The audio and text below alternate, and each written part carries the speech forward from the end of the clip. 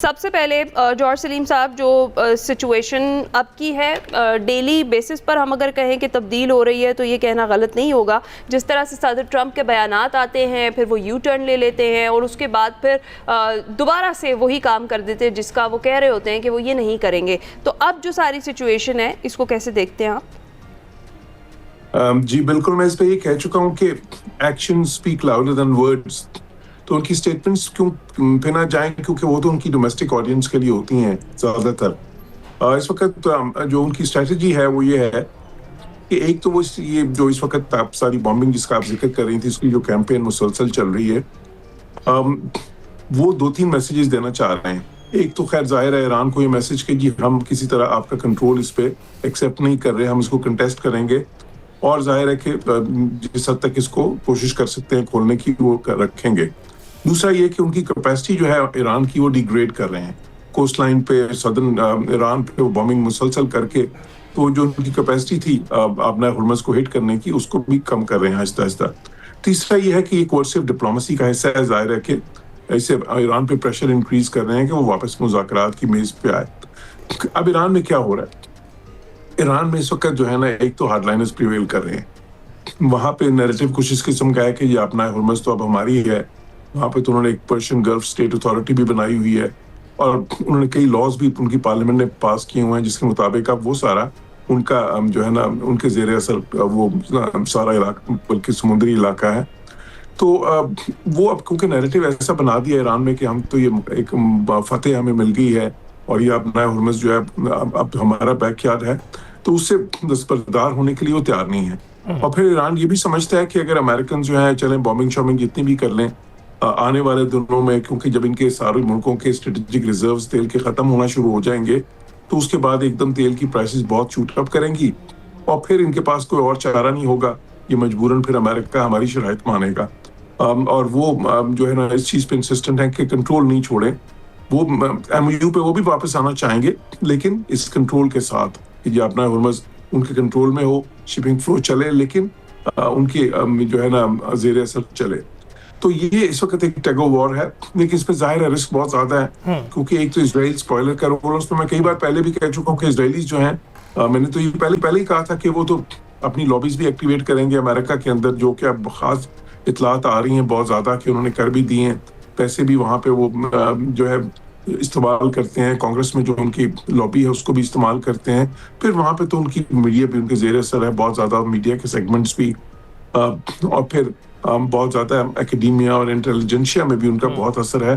तो जिसकी तरफ सारा ये जेडी वैंस ने इशारा किया, उस पर अब लोग हैरान है कि जेडी वैंस जो है वाइस प्रेसिडेंट अमेरिका के, वो ऐसी बात इजराइल के खिलाफ कैसे कर गए? वो शायद अपना ग्राउंड भी जो है बना रहे हैं और अगले जो प्रेसिडेंट वो अगले सदारती इंतखाबात के लिए भी बना रहे हैं। साथ ही साथ ये भी हो रहा था, एक इंटरेस्टिंग चीज हो रही थी, इजराइलीज जो है क्योंकि प्रेसिडेंट ट्रंप को कभी अटैक नहीं करते, जो है वो प्रेसिडेंट ट्रंप को जब भी उन्होंने अटैक करना होता था तो उनका नाम नहीं लेते थे, वो जेडी वैंस का नाम लेते थे कि ये सारा प्रोसेस जो है, ये जो नेगोशिएशन प्रोसेस है, ये बिल्कुल ठीक है, जेडी वैंस करवा रहे हैं। तो फिर जेडी वैंस ने उसको रिटेलिएट भी किया है।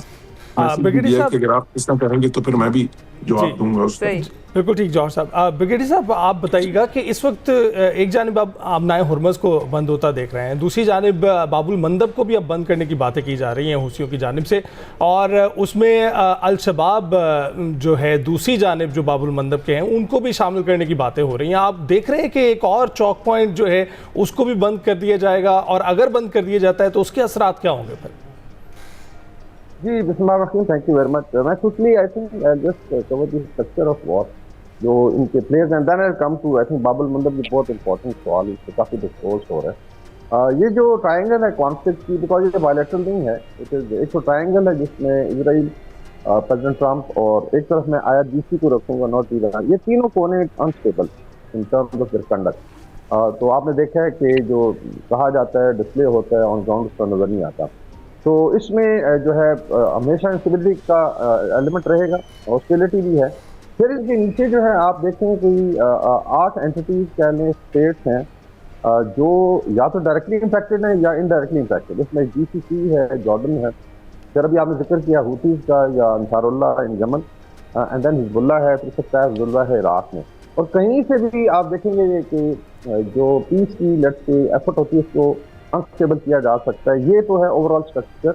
नाउ वी कम टू जो नो बाबुल मंदब जो है, उसमें आपने ये देखना है कि जो हुतीज हैं इनका सऊदी अरबिया के साथ एक सीज फायर है 4 साल से चल रहा है। पिछले दिनों एक अटैक जरूर हुआ है जिसमें हुती ने इल्जाम लगाया कि शायद सऊदी अरबिया ने किया है, लेकिन मोस्ट लाइकली या तो जो इनकी ट्रांजिशन काउंसिल है जो यमन के 3 हिस्से हैं, एक में हुतीज हैं, एक में सऊदी सपोर्टेड एक ग्रुप है और फिर एक एरिया जो अलकायदा के पास किया।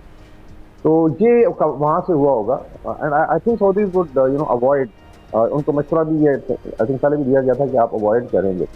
लेकिन ये देखना है कि क्या हुतीज जो है ईरान के कहने पे अगर लेट्स से ईरान पे हमला होता है, they will come to conflict because अभी डिस्कोर्स हो रहा है कि जो स्टेट ऑफ हॉर्मुज़ है वो तो ठीक है, तकरीबन 25 to 30% कंट्रोल करता है, लेकिन बाबुल मंदब जो है उसमें से जो ट्रैफिक यूरोप और नॉर्थ अमेरिका की तरफ जाती है वो फिर उसका तकरीबन 10 to 12% है और टैंकर में 30% कंट्रोल करता है। और जिस आपने मेंशन किया कि एक तरफ हुतीज के पास है कंट्रोल और एक तरफ फिर जो पायरेट्स हैं सोमाली पायरेट्स हैं जिसमें शबाब का जिक्र भी होता है, उनको शामिल किया जा सकता है। बस ये तो सीधी मोटिवेशन। मेरा जो बड़ा सवाल है वो है IRGC पे, जिस आई थिंक जो सलीम साहब ने मेंशन किया, जो हार्ड लाइनर्स हैं। तो एक स्टेज थी जब तक आप देखें इनकी आखिरी शुमात थी सईद अली खामेनी सही थी, कहाँ का स्टेचर ईरान का in the region and in the world, और 3 शिफ्ट पे आपने हमला करके आपने एक फिगर कर दी सिचुएशन जो अवॉइड की जा सकती जब बड़ी चीज़ों पे बातचीत हो रही थी।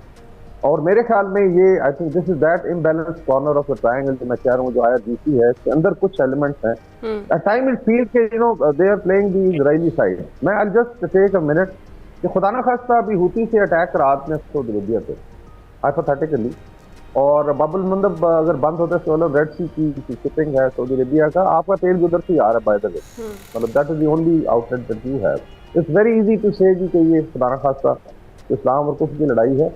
ये आई वुड से कि बेसिकली क्या सिनेटर्स हैं, एंड अगर सऊदी अरबिया के डिफेंस के लिए पाकिस्तान का डिफेंस एग्रीमेंट इन्वोक हो जाता है, ठीक है ना जी, फिर कि आप किधर खड़े होंगे, फिर लेट्स से ईरान और हुती किधर खड़े होंगे रीजन में। Aahista Aahista they are losing support, ठीक है। जब तक था I think we were heading towards peace, सारी दुनिया ने सपोर्ट किया, इंडिया अमेरिका में अनपॉपुलर है, लेकिन आई थिंक जो क्योस जनरेटिंग पावर्स हैं they are now you know basically getting sway, और वो स्वे कर रही है पॉलिसी को, which is very very dangerous. तो स्टिल आई फील के there is a chance, because देखिए मिलिट्री कैपेबिलिटी बड़ी जरूरी है। ईरान की जो military capability along the you know gulf है, जो बेल्ट है तकरीबन 70-80 किलोमीटर की, उसको टारगेट किया जा रहा है। और then of course within ईरानी लोग क्या खुश हैं इस लड़ाई को स्पेंड करने, थोड़ा सा I think they should have wait it, एक हायर नोट पे खत्म हो जाती तो बहुत बेहतर था। हमारी अभी भी मशवरा होगा कि उसको भी स्टॉप करें and get back to negotiating table, otherwise पूरा हिस्सा जो है ना वॉर में आ जाएगा। ठीक है, बिल्कुल ठीक है। जौहर साहब, ब्रिगेडियर साहब ने नेगोशिएशंस का जिक्र किया एक बार फिर से, और एक चीज़ जो थी वो मुसलसल गर्दिश कर रही थी कि शायद पाकिस्तान जो है वो अब थोड़ा पीछे हट गया है मीडिएशन से, और वो उसको फिर क्लियर कर दिया गया। दफ्तर खारजा की जानिब से जो मीडिया ब्रीफिंग थी उसमें क्लियर किया गया कि पाकिस्तान जो है वो दस्तबरदार नहीं हुआ है, और जो इस्लामाबाद MOU है वो अभी भी बरकरार है और काबिल अमल फ्रेमवर्क है। तो इस सिचुएशन में क्या आपको लगता है कि पाकिस्तान जो है इस वक्त बैकडोर डिप्लोमेसी या बैकडोर जो चैनल्स है उससे राबते चल रहे हैं पाकिस्तान की, या फिर अभी मीडिएशन का प्रोसेस भी होल्ड पर है कि जैसे ही ये दोनों फरीकैन समझें कि जंगबंदी में ही दोनों की बेहतरी है और उसके बाद फिर मेज़ पर आना चाहें तो पाकिस्तान जो है वो पूरा रोल प्ले करेगा, और जिस तरीके से पहले मुज़ाकरात करवाए थे अब दोबारा रोल जो है उसी तरह का प्ले करेगा? जी बिल्कुल, देखिए मैंने तो इस पे मेरे कमेंट्स जो हैं कई हफ्ते पहले भी जो कमेंट्स थे उसमें भी मैं कहता रहा हूँ कि पाकिस्तान का रोल बहुत अहम रहा है और बहुत अहम रहेगा आने वाले दिनों में भी, और बल्कि मैंने तो प्रेडिक्ट किया था कि बहुत ही मुश्किल ऐसी सूरत हाल हो जाएगी कि लगेगा सब प्रोसेस ब्रेक डाउन कर गया है और फिर वहां से फिर रेस्क्यू किया जाएगा उसको। तो ये आने वाले दिनों में हम देखेंगे उस तरफ, देखें इन जो दोनों फरीक हैं इनको इवेंचुअली तो डायलॉग की तरफ ही आना पड़ेगा, मुज़ाकरात की मेज पे ही आना पड़ेगा, क्योंकि मसले का हल जंग नहीं है, ये तो उनको समझना होगा। देखिए डिप्लोमेसी हर वक्त चल रही होती है, अभी भी बिलवास्ता तौर पे बिलावास्ता तौर पे अभी भी जो है इस वक्त भी बैक चैनल्स जो हैं वो एक्टिवेटेड होंगे, उसमें कोई शक नहीं होना चाहिए। लेकिन साथ ही साथ ये भी है कि जब थोड़ा से ज्यादा जब ये आपस में इनकी हॉस्टिलिटीज चल रही होती हैं तो फिर जो इंटरमीडियरीज होते हैं वो कहते हैं ठीक है जी आप पहले थोड़ा सा जरा ये दोनों जो फरीक हैं वो अपना उस तरफ भी जो अगर वो समझते हैं कि शायद उनकी बार्गेनिंग पोजीशन रीडिटरमिन हो सकती है, तो थोड़ा सा वो फिर जो है कर लें, ताकि जब दोबारा से वो हम जो है ना मुज़ाकरात की तरफ आएँ, तो फिर एक ज़्यादा सही रिजॉल्व से आएँ, इस बिल्कुल मुस्बित जो है ना एक फ्रेम ऑफ माइंड से आएँ उस वक़्त।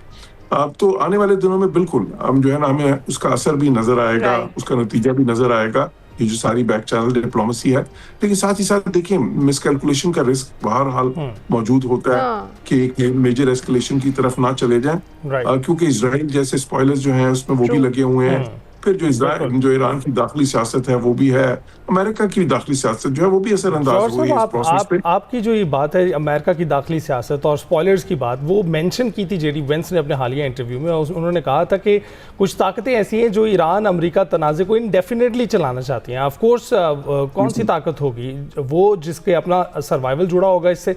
ब्रिगेडियर साहब, आप बताइएगा कि आप देख रहे हैं कि इनडेफिनेटली जेडी वेंस ने जो कहा कि कुछ ताकतें डेफिनेटली जंग करना चाह रही हैं, जंग को जो है जारी रखना चाह रही हैं, क्यों जंग को जारी रखना चाहेंगी वो? क्या एशियाई तरक्की को डेंट पहुंचाने के लिए, या ये ज़खायर जो हैं इनमें इंटरप्शन पैदा करने के लिए, इनकी कीमतों को बढ़ाने के लिए? जी, I think again very pertinent question. JD Vance भी आई थिंक इसमें आते हैं, इनको डव्स बोलते हैं, या let's say he believe in diplomacy, और उनका अपना भी स्टेचर दाव पे लगा, because he may be the next candidate for Republican. तो एक तो उन्होंने अपनी सिटीजनशिप की शो करनी।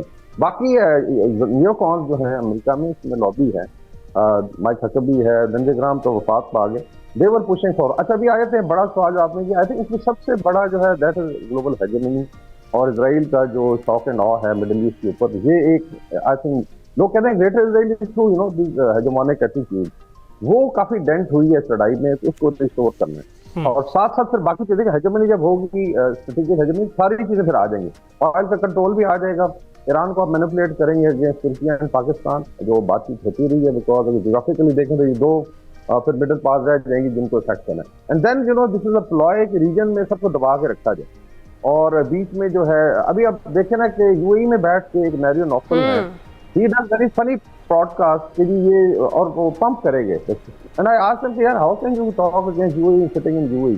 तो आप देखेंगे कि काफी सारी चीजें बीच में नैरेटिव फेंके जाते हैं। अल्टीमेट एम इज कि इसको डिस्टेबलाइज ही रखा जाए, और साफ जाहिर है सिक्योरिटी का एक थ्रेट होगा। लेकिन I think the silver lining out of all this war would be, जब ये अंडरस्टैंडिंग है, जो स्टेप्स है, तो सऊदी अरेबिया, तुर्की है, जो Pakistan, there is a greater understanding, यार काफी ड्रामा हो गया, right, now we will have unite and look after security ourselves. तो बहरहाल वॉर के अपने डायनामिक्स हैं, ओके, आप प्रेडिक्ट नहीं कर सकते 100%, लड़ाई को देख लें कितने इसका टर्न लिए। राइट, बहुत शुक्रिया। ब्रिगेडियर वकार हसन खान साहब हमारे साथ मौजूद थे और जौहर सलीम साहब मौजूद थे। आप दोनों का बहुत शुक्रिया। अभी हम ब्रेक पर जाएंगे।